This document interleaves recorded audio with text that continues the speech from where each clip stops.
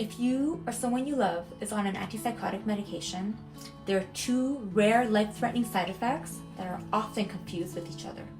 As a mental health nurse, I've seen how fast this can go wrong if we don't catch it early. So let me explain it to you in a way that you'll never forget. So there are two syndromes that can cause fever, confusion, and unstable vital signs, but they're not the same. One is caused by a dopamine blockade, and another is caused by excess serotonin. First, let's talk about neuroleptic malignant syndrome, aka NMS. So this occurs when you're either starting or increasing an antipsychotic, especially a high potency one, but it can happen with any antipsychotic. So with NMS, think of the patient as turning into a statue, stiff, rigid, and frozen.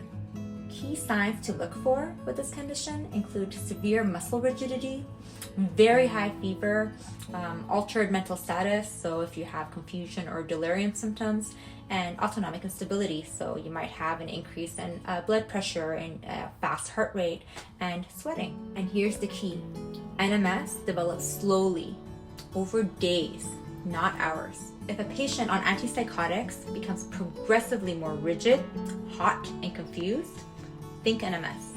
I also want to talk about serotonin syndrome.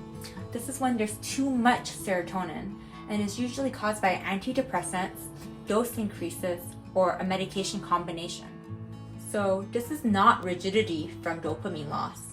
It's overstimulation of the nervous system. So instead of stiff, rigid muscles, you have overactive muscles. So with serotonin syndrome, the patient is not a statue. They're overstimulated. They're shaking, they're twitching, and they're agitated. So in serotonin syndrome, we often see anxiety and agitation. We see hyperreflexia, clonus, which is like this rhythmic muscle jerking, flushed skin and sweating, excessive sweating. We might get dilated pupils and diarrhea. So there's a variety of symptoms. So the biggest difference between serotonin syndrome and neuroleptic malignant syndrome is that serotonin syndrome happens fast, like literally sometimes within hours.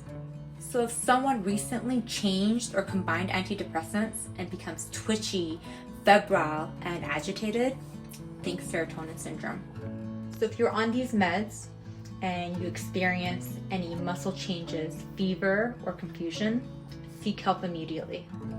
If this helped you, be sure to hit like and subscribe. I'm Nurse Natasha, and your brain matters.